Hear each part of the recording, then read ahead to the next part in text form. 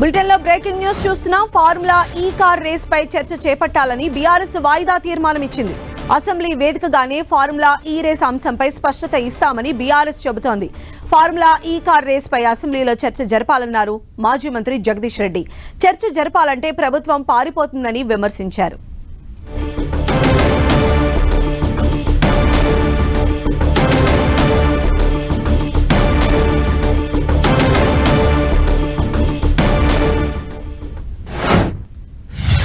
ఇవాళ కేసు పెట్టింది రాష్ట్ర ప్రభుత్వమే స్వయంగా ముఖ్యమంత్రి గారి ఆదేశాల మేరకు.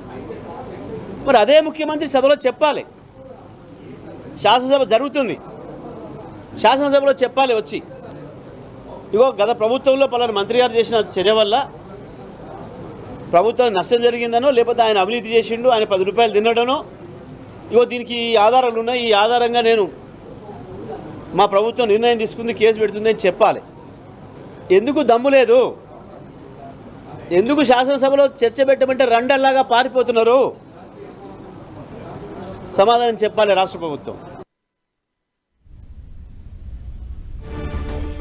సో ఫార్ములా ఈ కార్ రేస్ పైన చర్చ చేపట్టాలని బీఆర్ఎస్ వాయిదా తీర్మానం ఇచ్చింది. అసెంబ్లీ వేదికగానే ఫార్ములా ఈ రేస్ అంశంపై స్పష్టత ఇస్తామని చెప్పి బీఆర్ఎస్ చెప్తుంది. నిన్న కూడా కేటీఆర్ దీనికి సంబంధించి మాట్లాడారు. అసెంబ్లీలో కూడా ఫార్ములా ఈ కార్ రేస్ పైన అసెంబ్లీలో చర్చ జరపాలన్నారు మాజీ మంత్రి జగదీష్ రెడ్డి. చర్చ జరపాలంటే ప్రభుత్వం ఎందుకు పారిపోతుందని విమర్శించారు జగదీష్ రెడ్డి.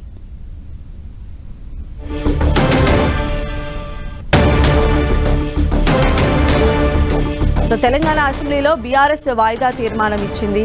ఫార్ములా ఈ రేస్ కార్కి సంబంధించి చర్చ చేపట్టాలని ఇప్పటికే బీఆర్ఎస్ వాయిదా తీర్మానం ఇచ్చింది. అసెంబ్లీ వేదికగానే ఈ ఫార్ములా ఈ రేస్ అంశం పైన స్పష్టత ఇస్తామని చెప్పి బీఆర్ఎస్ నేతలు చెప్తూ ఉన్నారు. అయితే ఇప్పటికే దీనికి సంబంధించి గవర్నమెంట్ సైడ్ నుంచి కూడా మనం చూస్తున్నాం. ప్రొసీడింగ్స్ అన్నీ కూడా స్టార్ట్ అయిపోయాయి. ఏసీబీ కూడా కేటీఆర్ను A1గా చేరుస్తూ ఎఫ్ఐఆర్ కూడా నమోదు చేసింది. దీనికి సంబంధించి ఒకవైపు ఇష్యూ నడుస్తూ ఉండగానే బీఆర్ఎస్ అసెంబ్లీ సాక్షిగా ప్రజలకు నిజానిజాలు తెలియచేసేందుకు అవకాశం ఇవ్వాలని చెప్పి కూడా వాళ్ళు చెప్తూ ఉన్నారు. ఫార్ములా ఈ రేస్ అంశంపై స్పష్టత ఇస్తామని ఒకవైపు బీఆర్ఎస్ చెప్తోంది. అయితే అధికార అసెంబ్లీలో చర్చ జరపాలని చెప్పి బీఆర్ఎస్ నేతలు కూడా చెప్తూ ఉన్నారు. చర్చ జరపాలంటే ప్రభుత్వం పారిపోతుందని చెప్పి వాళ్ళు విమర్శిస్తూ ఉన్నారు.